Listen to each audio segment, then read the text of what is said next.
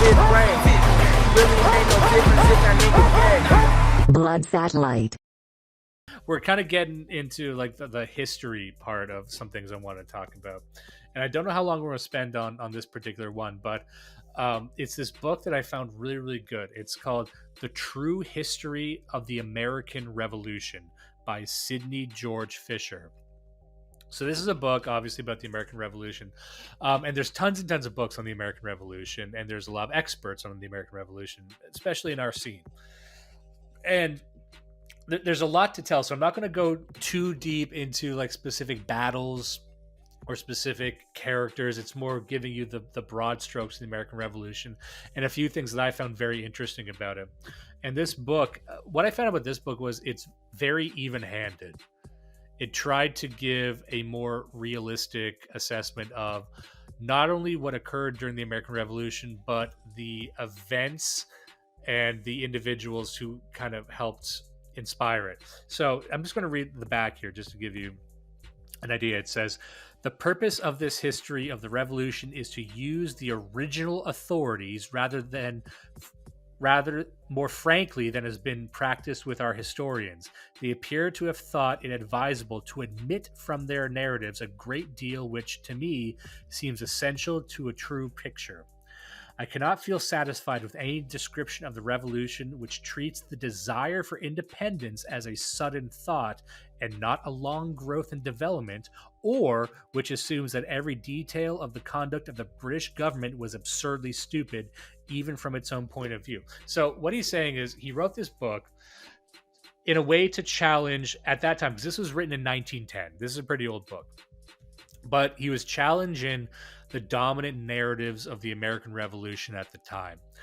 And the dominant narratives were largely mythologized. I don't mean mythologized in either a good or a bad way. But we mentioned this the last episode, when I referenced this book, which is that when you look at these, when we talk about, the history is written by the victors, that is true. The victors tend to mythologize their own victories. And I'm not saying that's bad. I think that's what should happen. But sometimes I think the mythologization actually makes it seem more miraculous than it actually was, which makes it more unreachable. So if you listen to what the dominant narrative of the American Revolution was, it was that, the Great Britain was so bad that one day the revolution sparked up and the soul of every American united in one fist that pushed back. It was a spontaneous revolution. Most revolutions like to tell a story that they were spontaneous revolutions.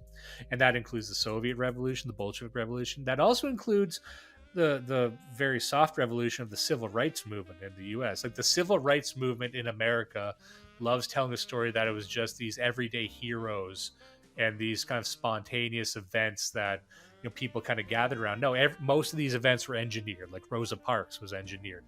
All throughout history, it's just like that. Even we talked about in The Rise of Christianity by Rodney Stark, we talked about many episodes ago, but he was charting the growth of Christianity. And if you listen to the dominant narrative put forward by most Christians, they would make it sound like, Jesus showed up and then everyone heard the good news and there was mass baptisms and everyone kind of woke up and there was a grand awakening. That's not what happened.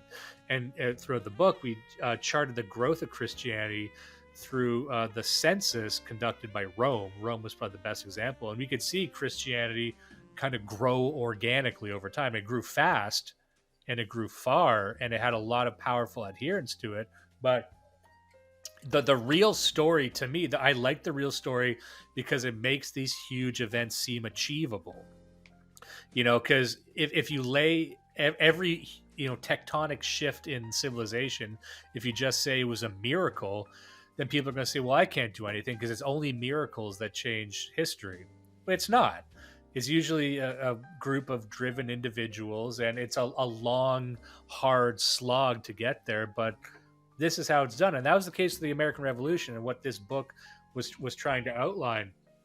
And what I found most interesting, because as the book goes on, it talks a lot about the famous battles and the famous things people are familiar with, John Adams and everything. But I found most fascinating the beginnings of the book, the beginnings of and that's not just me secretly saying I only read the beginning of the book. I read the whole book. I just found the beginning the most interesting because it was setting the stage for the American Revolution and the American War of Independence. And that whole block of time where it was like the activity of the revolutionaries who were agitating for independence. And not only that, but also addressing how, because again, with the American side of it, they wanted to make it seem like most of America was revolutionaries and the British loyalists were a relatively small group. That's not the case at all. There was tons of loyalists, and not just Canada, but it was way more contentious. It was way more divided. And then not only that, there was, like what happens in every single revolution. We've talked about this before. Who's got the fucking game tape? It's that when a revolution occurs, you got people strongly for it, strongly against it. Most people are in the middle, not sure what to do. They don't actively take a side, right? They kind of wait and see.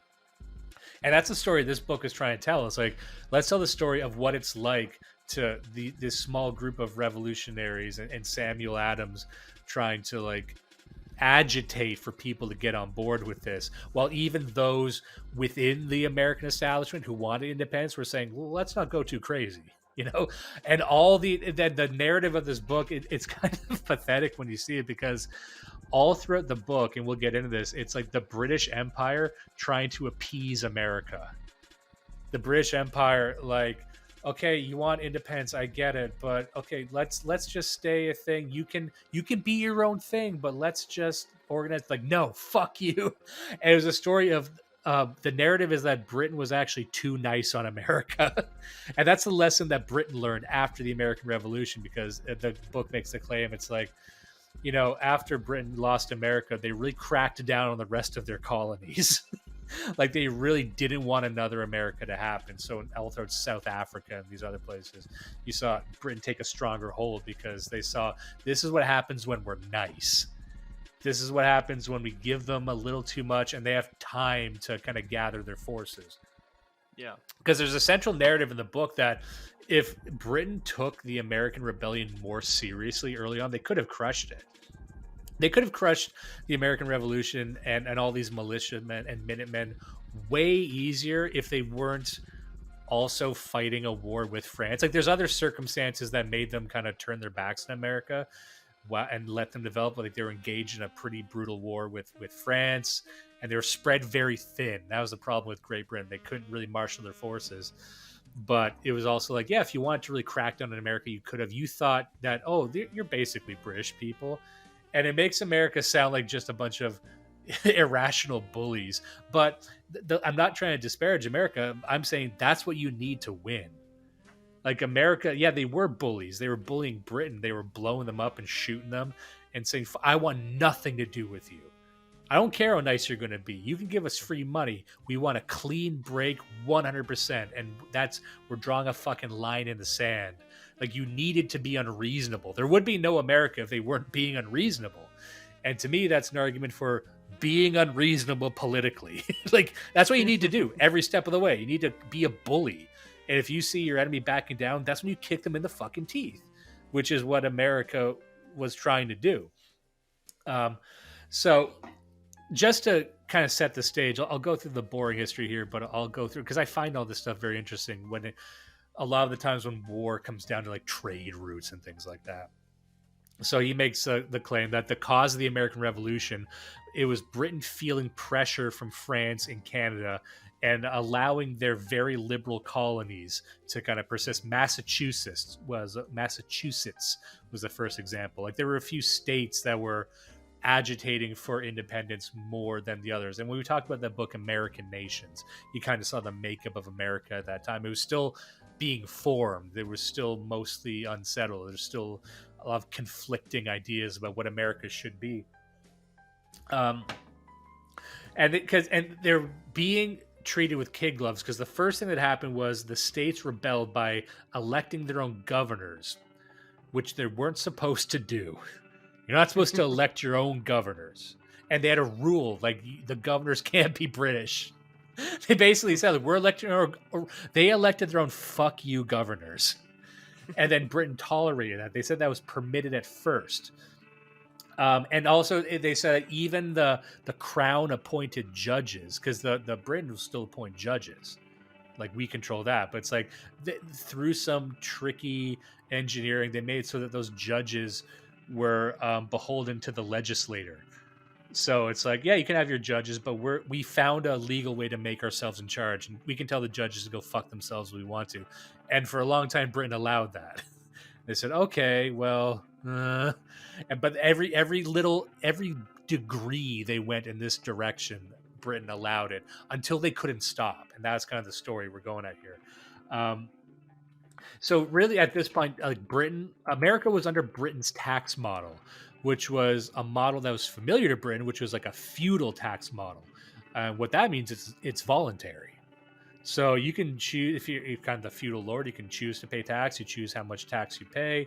But what was happening was Britain was trying to increase the tax.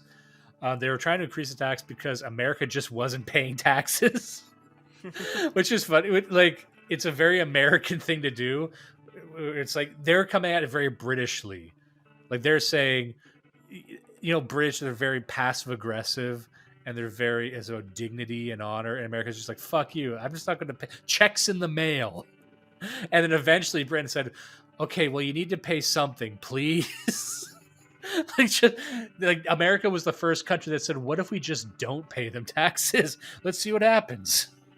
And then Britain had to, they really just wanted something from the taxes because they were trying to fund wars. They're wars of conquest. And, they said that like the British finally getting control of Canada was kind of what made them go to odds later on. But another thing that was pushing America towards independence was there was navigation laws that, because Britain owned the waves, so Britain could pretty much make it so no other country was allowed to trade with America.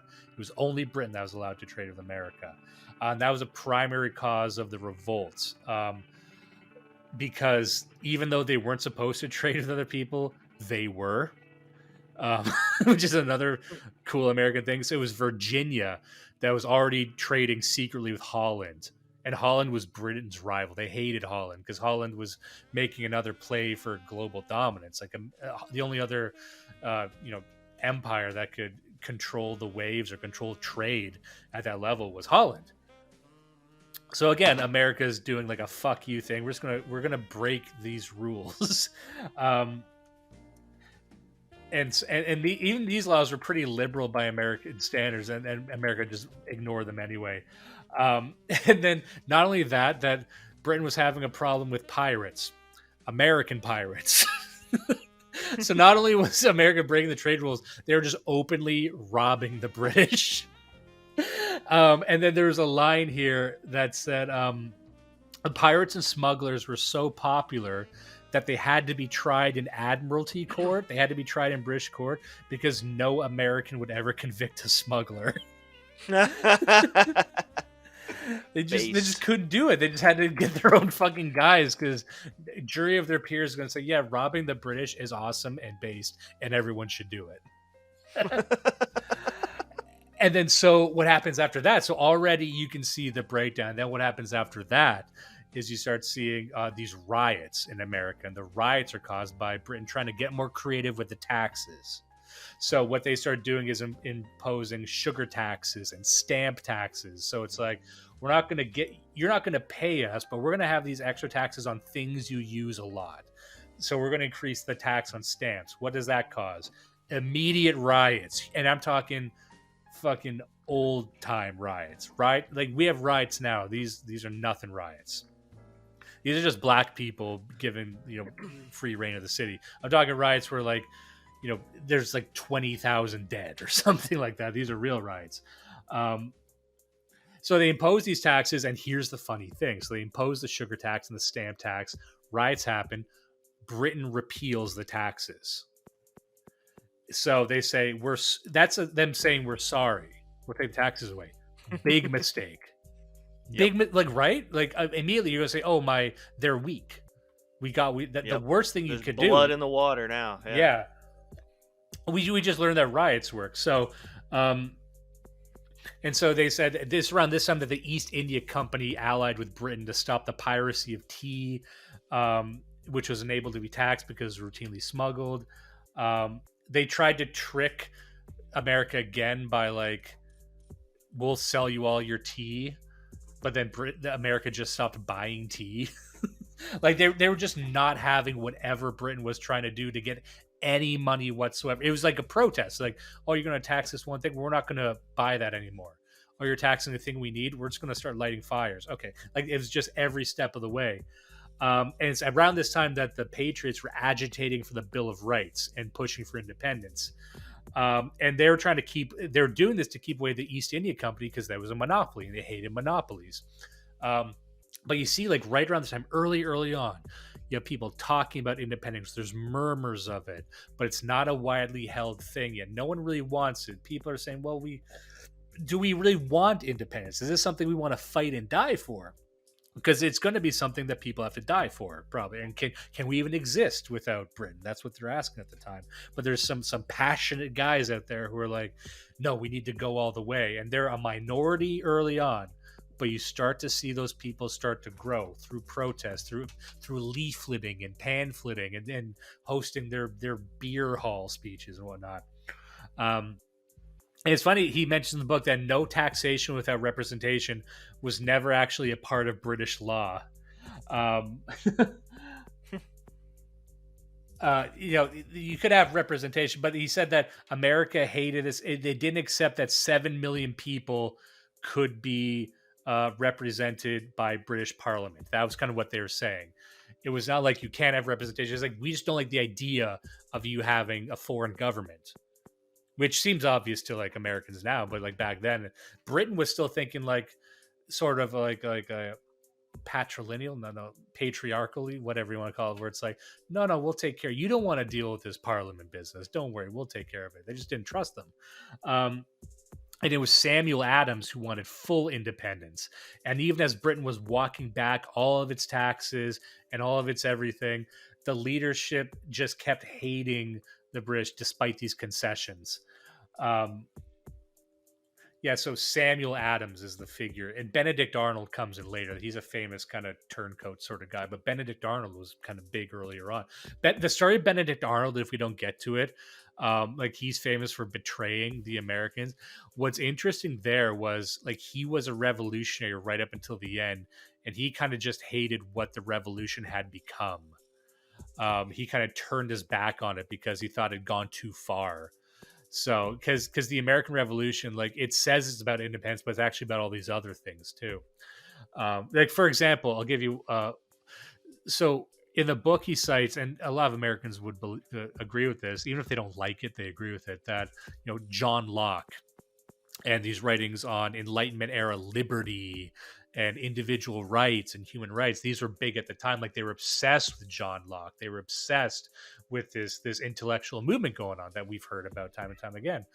But what they found, and having liberty and freedom for all, but routinely after as the revolution was gaining steam and they were taking over these cities where there were British loyalists there, they would always like beat up the loyalists.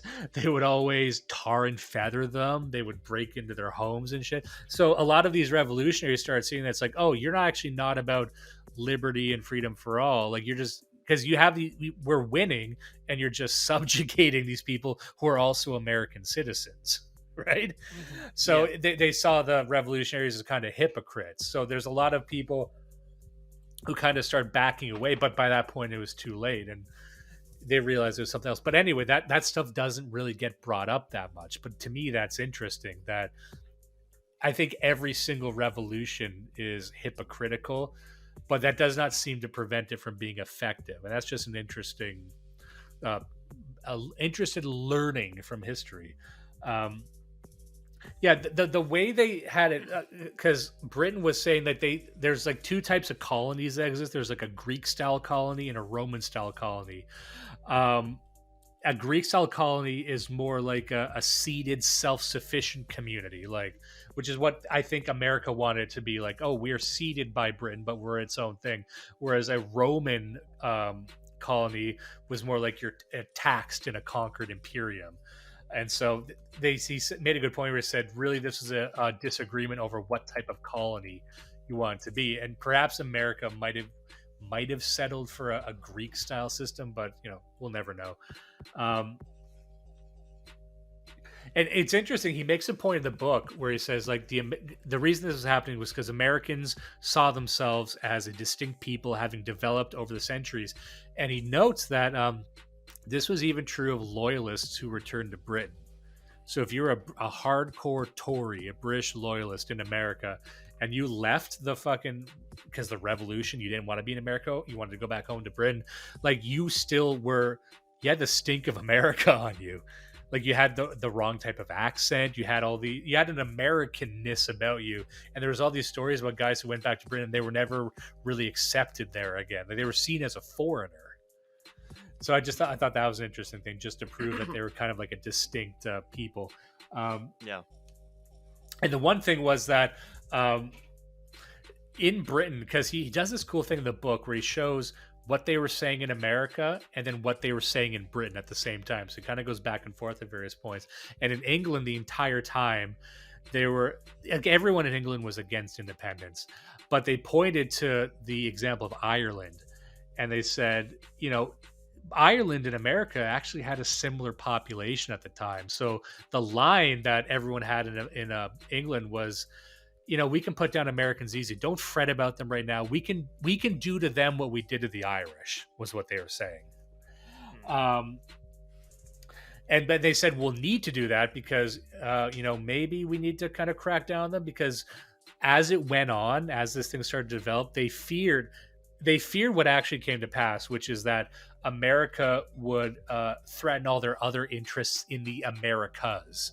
So people are wondering, like, why do you give a shit about America at all? It's like, well, because what they really cared about was the access to South America and Mexico, and what they really cared about was having access to all these other port cities. If they lose America, they lose pretty much all of that, which they more or less did. Which is, like, right there. It's like the American Revolution. If we need a headline, the American Revolution is a master class on how not to deal with a revolution. And I think that's why the American government is so good at causing and tamping down revolutions throughout the rest of the world, because they kind of were one of the few cases where they got away with it. And also remember that, and he points this out in the book too, that historically, anything like what America was trying to do, it was brutal, the repercussions for that.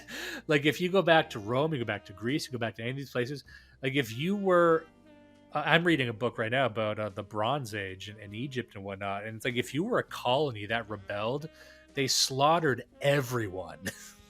That's what used to happen. They would put, like, and the fact that Britain ironically was trying to be a bit more enlightened, but throughout time, if you did what America would do, they would enslave your children and then, like, put your heads up on sticks and start over. But so what was interesting was that those stakes were higher back then. So, and what was interesting, like he had said in the book, and I think this is a point that I love coming back to, like, the American Revolution changed revolutions. And even the subsequent revolutions, I'm not talking about African revolutions. Like, there's some very obviously brutal genocides and revolutions, but our idea of a revolution in the modern day is somewhat bloodless, and you don't see even despotic governments and tyrants.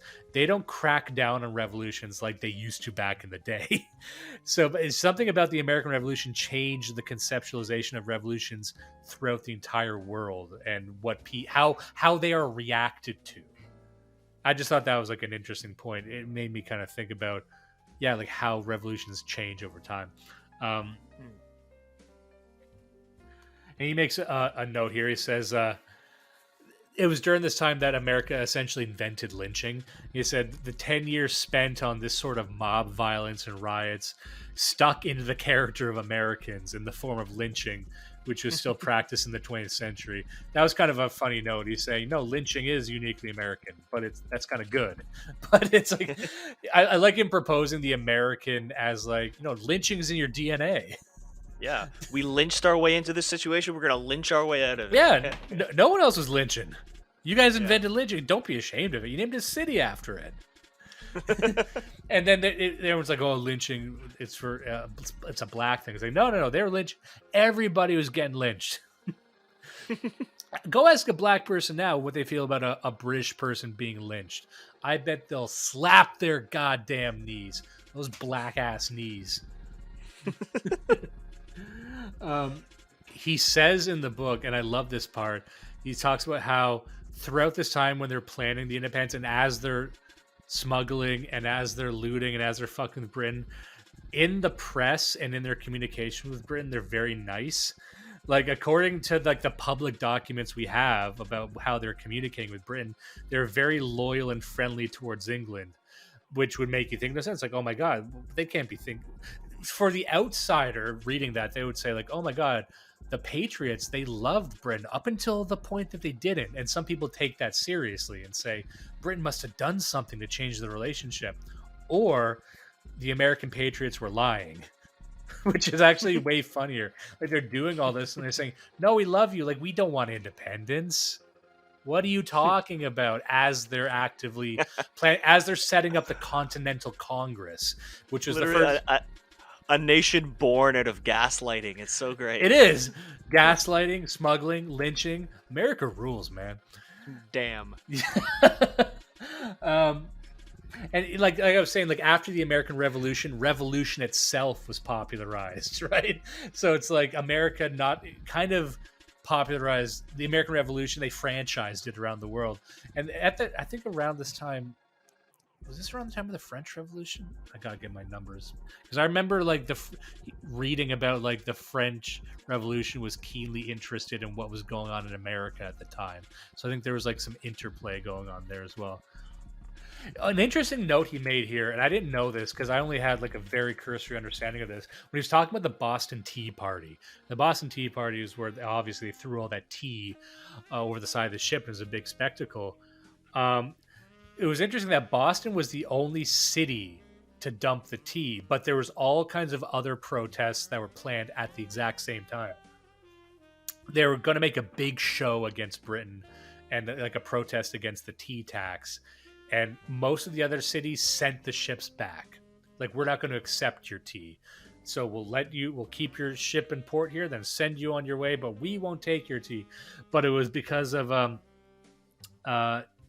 John Hancock and Sam Adams. They just wanted a spectacle. They said, no, we're going to go throw it in the fucking river.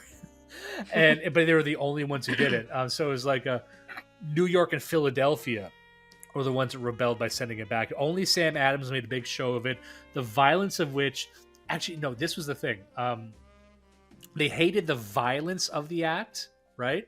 They hated the fact that it was like a big show and they saw it as fun. But here's the other thing they hated the most, that it was so organized. That the stories of the Boston Tea Party that were getting back was like, there was a crowd. There was a massive crowd watching it with torches and lanterns and everything. And everyone was there. It wasn't just riffraff. It wasn't just crazy protesters. Everyone from the fucking city went there. The fucking mayor was there. And they just watched it happen. And that's what pissed off England the most, that it wasn't this animalistic flashpoint of people. It's like, it was very orderly. And that made it seem way more dangerous and coordinated. That's when they started to freak out. That's what caused the Boston blockade, which was the first time Britain tried to really reinstall sovereignty. They just set up a blockade and tried to starve out Boston, which is like a big deal. And at that point, at this point, Britain sees it losing its grip on America. And that's why this is where the Quebec Act comes from, because Britain now goes to Canada and saying, we're afraid that Canada is going to join America. They were absolutely terrified that this American influence would pollute our minds and we would join the cause for independence. And so they start to try and make Quebec happy. How do they make Quebec happy? They give them the Quebec Act, which just lets them make their own. The idea that French Canada was allowed to be Catholic was a huge fucking deal. Like just having this like Catholic island right there, like you never would have heard that, especially not from Britain. But the reason that Quebec exists was because they're trying to make it so Quebec wouldn't just join America. Yeah. But it also had the side effect of pissing off every Protestant in America as well as Canada. So it was kind of funny that the entire time, like there's this, the story in this book is the interplay between Canada and America and Britain. And it's like America and Britain are both trying to convince Canada to join its side. But they're also talking out of both sides of their mouth, because while they're trying to convince Canada, there's all these notes and letters of them saying, okay, we're never going to get these fucking Canadians on our side. And the phrasing they had was that Canadians lack the patriotic spirit or the lust for independence and freedom. That's what they said at the time. I think history, aside from the listenership of this show, I think history kind of bore that out. You know what I mean? Like there just wasn't the spirit. There wasn't the thirst for whatever it was America was doing. And America couldn't convince Canada to join on. And there was lots and lots of invitations. And that's just, the way it is. I think that's an interesting relationship too. And to this day, we're still technically a British colony, right? And then so like to save Boston around this time, they create the Continental Congress, since they weren't even a nation yet. But here's the trick. So they said, we're going to start this little independent thing, but we're going to kind of be democratic and hear from the people. But the problem was they only pulled from the Patriots and it was unelected. So we're just going to put a bunch of leaders here. They boxed out the Loyalists. And then he makes a point here that I think is very, very important to this entire story. And this will be like one of the main pillars, which is that the Loyalists lacked coordination and they lacked that sort of fire that I'm talking about. That there were, the story was that the British Loyalists in America, they were pretty stacked. There was a lot of them. There's a lot of people who were loyal to Britain, but they didn't have the coordination. They didn't have the aptitude to fight back. They didn't think they needed to. They didn't even want to have a fight, so they just got steamrolled. That's the story of the Loyalists in America. And then they fled. A lot of them fled to Canada. A lot of them fled to Britain. A lot of them kind of stuck around and just became American later. But they were never offered a seat at the table because they never took a seat at the table. You know what I mean? Yeah. And I think that's the story of not only Britain, but the people friendly to Britain, even in America, just never took it seriously. That's the entire story. They never took it seriously, and then look what fucking happens. Now you're tarred and feathered. They estimated that they said they said like 3/4 of America were loyalists, but they were that's what Britain thought. Britain thought that 3/4 of America were loyalists. But they were wrong in the opposite direction. Like America was overestimating, and so was Britain, because they were counting the hesitant in with the loyalists. So it was more or less like they had the exact same amount, but neither of them accounted for that middle group who didn't really know what they want. And also there was the loyalists were the loyalists gave up their guns to the Patriots, which sounds kind of crazy, but in these cities where the Patriots were in charge, they made every loyalist hand in their guns, and they the same thing happens when anyone turns in their guns. And also, by the way, that's why Americans are so into keeping their guns, because Americans also demanded that their enemies turn in their guns, and look what they did to them. Like Americans know that's the whole thing. Like Americans don't want they don't want the government taking their guns, because they were also the government and made other Americans give up their guns not that long ago. Yeah. And then there's the line here. I said the Patriots were shocked this worked so well, because liberty and freedom were denied to others the more they won. And then this is where like that John Locke natural rights thing was betrayed the entire time. I know we gotta get going soon, but there's just a couple of things I wanted to mention. One of the central stories of this book, and he makes a strong case for it, was there's this general named General Howe, who was a British general. And there's a lot of locations in Canada named after General Howe. The the belief is that he did such a bad job fighting the Americans that he did it on purpose. Yeah. And then there's a lot of speculation, and I think he pleads a strong case that there's certain decisions in these various battles where like he was supposed to be he's supposed to help this other regiment, and he just wasn't there because he decided to take a shitty way to get there. He makes all these decisions that a guy of his stature would not make. So the case being made is that he kind of threw the war in favor of America because he just liked their cause. He's General Howe is charged with aiding the rebels by doing a bad job on purpose and sabotaging his own strategy. His actions were bizarre, and he was too nice on purpose. By July 1777, things began to go very wrong. The plan was for General John Burgoyne, leader of a second British force, to disrupt resistance in upstate New York as he marched south. Howe was to march north to meet him, but General Howe had other plans. He decided instead to sail south, to march on Philadelphia, following the British Army's traditional military strategy of capturing cities. In doing so, he would ensure his name in the history books. He captured Philadelphia, but the victory was hollow. It held no military advantages for the British effort. On top of that, in the north, General Burgoyne's army had been completely destroyed. But more crucially, the Continental Army was now poised for the next opportunity to strike. Because when he went back to Britain after, they were asking, why didn't you treat them like Ireland? Why didn't you do this stuff? And and he went in front of like judges and had to defend the fact that he did such a shitty job. Because Britain, they surrendered at the Battle of Saratoga.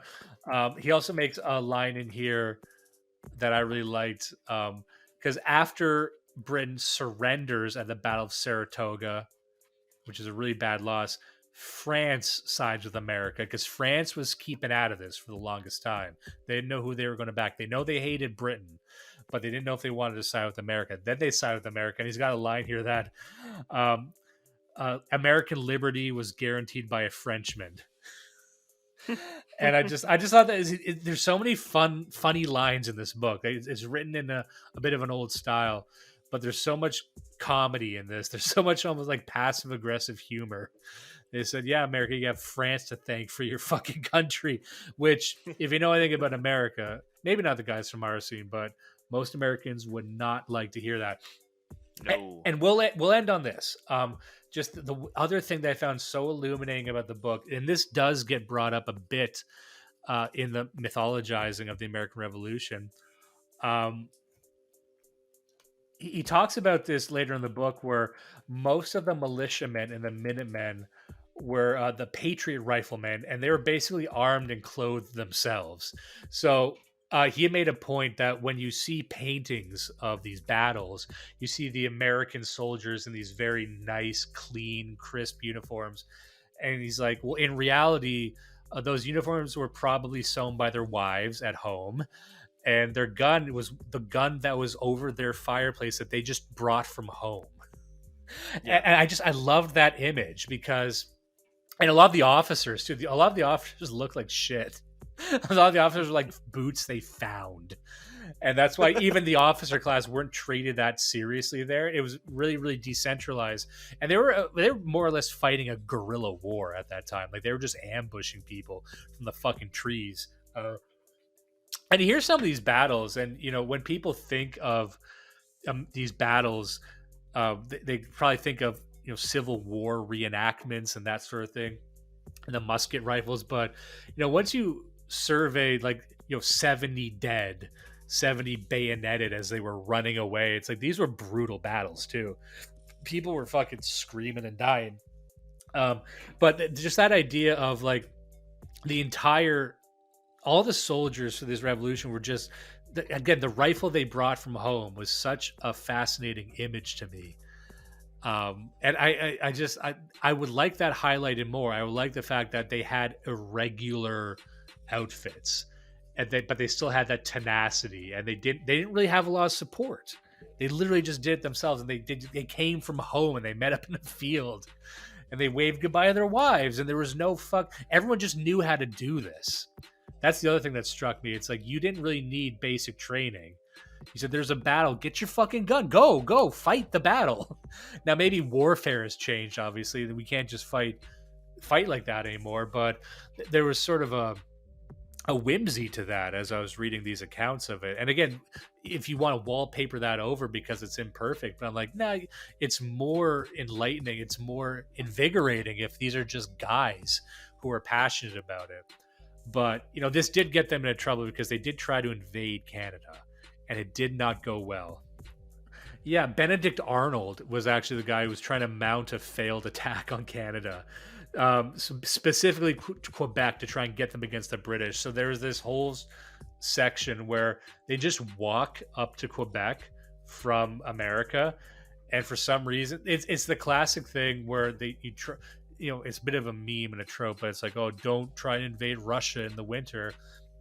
They tried to invade Quebec in the winter, and for some reason they thought they could just walk there. And so they said, well, just go through the fucking woods. They won't even see it coming. And it turns out that the woods are really fucking inhospitable. And we're talking old growth forests before we fucked them all up.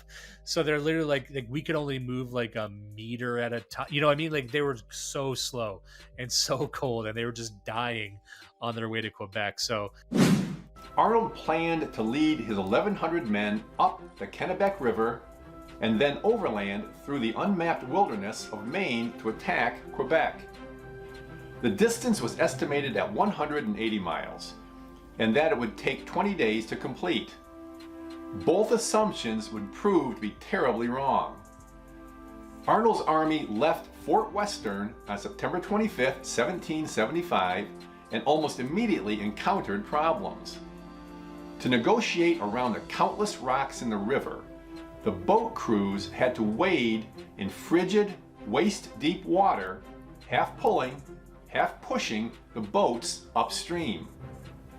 After only 20 miles on the Kennebec, the men faced their first portage. This operation entailed unloading the entire boat, carrying the 400-pound boat and all the provisions, many in 250-pound barrels, along slippery riverbank paths until they found navigable water upstream, then reloading the boat and pushing off again. The hastily constructed boats began to leak, which ruined the gunpowder and spoiled much of their preserved meat. The flip side to that is that you get really bad, dumb decisions, and a whole bunch of guys who aren't trained to fucking freeze to death. And then there's stories in here of them, boiling their shoes to eat. Because also, like, this is the hard thing about Canada, like, there's not a lot of plentiful wildlife up here. If you want to shoot a deer, it takes a while. Like, it's not, if you're unfamiliar with the forest, it's a fucking nightmare to find anything. And so they thought they could just find a bunch of turkeys up here. Turns out they were like boiling their fucking boots, and then they got to Quebec and like immediately surrendered. Just didn't work anyway. But that's all we'll talk about the American Revolution for today. And we'll just end on that note here. It says in the book, he says the Canadians would never have gone along with it anyway and had no revolutionary spirit. So he didn't. It was revolutionary. Ooh. No revolutionary spirit, not the spirit for freedom or liberty, but the revolution itself. And so, I thought that was interesting. So what do you think about that? I know there's a lot we could dive into. There's like entire battles that are outlined in detail in this book. The Battle of Bunker Hill is a good one. And you go not only what happened to the battles, what led up to the battles, but the entire troop formations and how the attack occurred. This is a very, very good book for that if you like, Civil War era type stuff. But sorry, I cut you off there. What do you think of all that? No, I mean, broadly speaking, I find all of it really fascinating, not just from a historical standpoint, but from a cultural standpoint, like knowing kind of where we came from. But I do feel sometimes, like hearing so many of these stories, there's been some very dysgenic change over time, because I find it hard to believe that a lot of the Americans, quote unquote, that I see today descended from those people. And that's kind of the joke, is we know that most of the Americans that you'd meet in some urbanity now are not descended from those people. Yeah. Because those people seem like a totally different nation than what we have now. So I mean it kind of makes me want to find rediscover that nation. And then the whole the jab about Canadians not having the revolutionary spirit hurts. That cuts deep, but I kind of agree. Like, I kind of get what he's saying. We have more. I think we're the pioneer spirit. Yeah. And Americans are the fuck you, I got mine, or no, fuck you, give me yours spirit. We have the fuck you, I got mine spirit. Yeah. So because remember the revolution here, the story he's telling in the book, it's almost a revolution just for the sake of it. Like, they didn't even need it, but that's what makes it so good. And that is what you need to do. You need to be unfair. You need to treat your enemy like England's there saying, "All right." You said it's a nation of lynching and gaslighting for fun. Like, and look, and they won. And look, so everyone, I'm saying, if you want to, everyone should get more into lynching and gaslighting. Yeah. And also, the book I found interesting. It doesn't talk. It doesn't really spend a lot of time in the areas where a lot of other of these books would spend time in. Like, let's talk about George Washington. Let's talk about Ben Franklin. They don't really come up a lot in the book. Samuel Adams and Benedict Arnold come up a bit more, but by keeping it in the Revolution, like, Washington comes up like once. One of the main reasons is because he said, George Washington didn't fight a lot of battles. Like, if you're talking about just the battles and just the skirmishes, Washington wasn't really there much, which is, against the mythology. But he's like, we're going to talk about the shit as it happened. And his whole thing with this book was going more to the primary sources rather than secondary sources. So that is the True History of the American Revolution by Sidney George Fisher. I hope I picked a good one. I know this is a very passionate topic for a lot of people, so I might get people jumping down my throat, but all I'm saying is I'm a fan. Do not let the rapists win. Listen and love Blood Satellite.